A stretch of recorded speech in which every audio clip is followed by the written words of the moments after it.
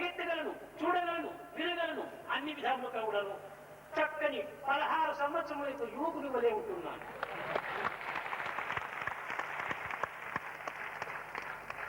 I can play, I can sing, I can dance, I can run, I can eat, I can see, I can hear, as well as a 16-year-old one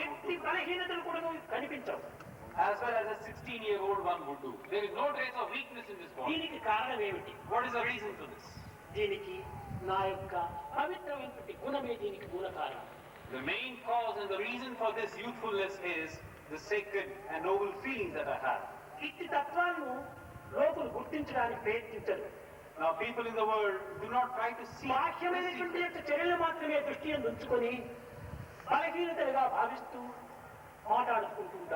they do not look to this innate secret. They look at what they see on the outside world and then they get carried away.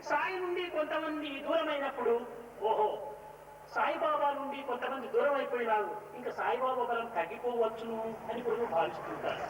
When some people get removed from Sai, when people go away, others tend to make an interpretation. Oh, then now even Sai Baba is likely to. వారు నాపై ఇష్టం లేక దూరం కావటం లేదు, వారికి నాపై ఇష్టం లేక దూరం కావటం లేదు. The reason why they are moving away from me is not that they have lost their liking for me. వారి ఇష్టములు నెరవేరకపోవటం చేత దూరం అయిపోతున్నారు. It is not that they do not love me. It is that their wishes have not been fulfilled, so they get to go away. అంతేకాదు, వారి ఇష్టములు నా చెంత నుండినంత వరకు కూడాను జరగవేమో అని లౌకికమైనటువంటి జీవితాన్ని గడిపేటువంటి ఆశ ఉన్నటువంటి వారికి నన్ను వదిలించుకొని జగత్తులో ప్రవేశిస్తున్నారు.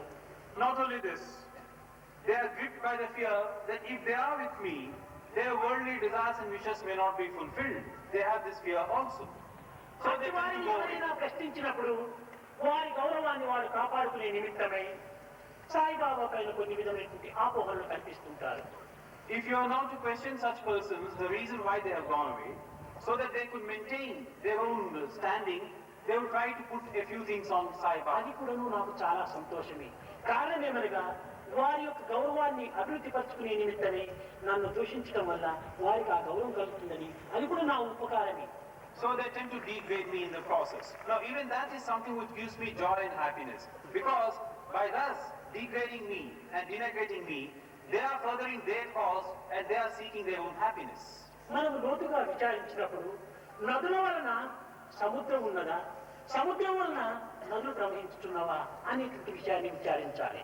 Now if you go a little deeper into this basic question, the ocean, does it have its place ahead of the river, or does the river have the place ahead of the ocean? సముద్రం వల్ల నదులు ప్రవహిస్తున్నాయి కానీ నదుల వల్ల సముద్రం ఏర్పడటం లేదు.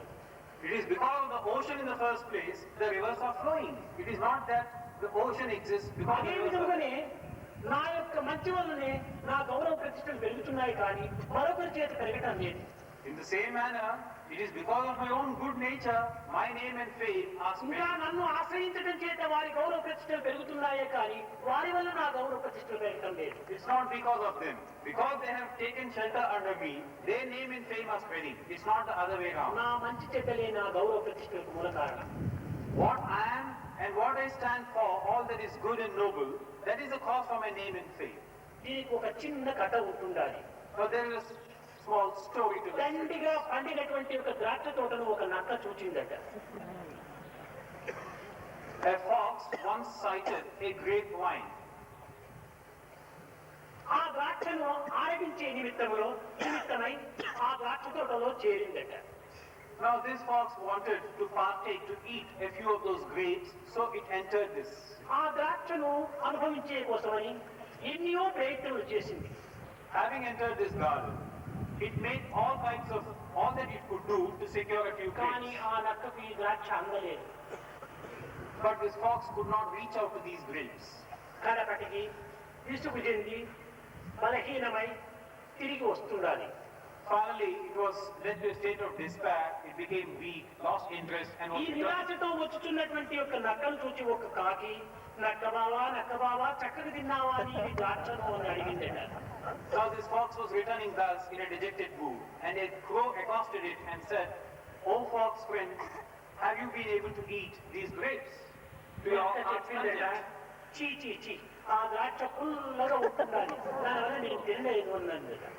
Now then the fox answered, no, how could I eat those grapes? They are sour, absolutely sour, tasteless. ఇది ఎందుకోసం ఈ విధంగా చెప్పింది? తనకు అందలేదు కనుక అది పుల్లటి ద్రాక్ష అని చెప్తూ ఉండాలి ఈ నక్క.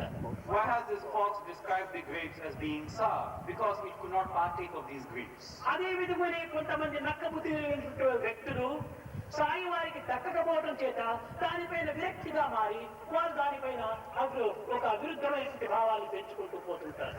In the same manner, these people who could be likened to this fox, because they are not being able to secure what Sai stands for, tend to paint a tainted picture of Sai. అంతేకాని సాయిలో ఏ కించిత్తైనా కూడా దోషం చూపడానికి ఎవరికి అధికారం లేదు. Otherwise, it's not possible for anyone to point a finger at Sai. కారణం ఏమనగా నాది నిరంతరం కూడా నిస్వార్థమైనటువంటి భావం. Because every second I have only a selfless. పరోపకార సంబంధమైన హృదయము. My heart is full of deeds which లోకక్షేమాన్ని కోరేటువంటి భావము. will bring good to others, which will contribute to the well-being of the world. యోగానందమే నా ఆనందంగా భావించేటువంటి హృదయం.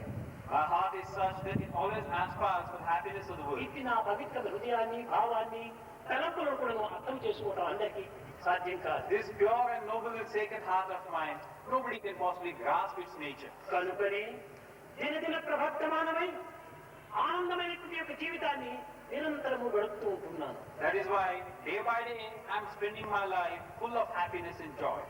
నా యందు ఏ క్షణమైనా కూడా విచారము అనేటువంటి కనిపించదు. You cannot possibly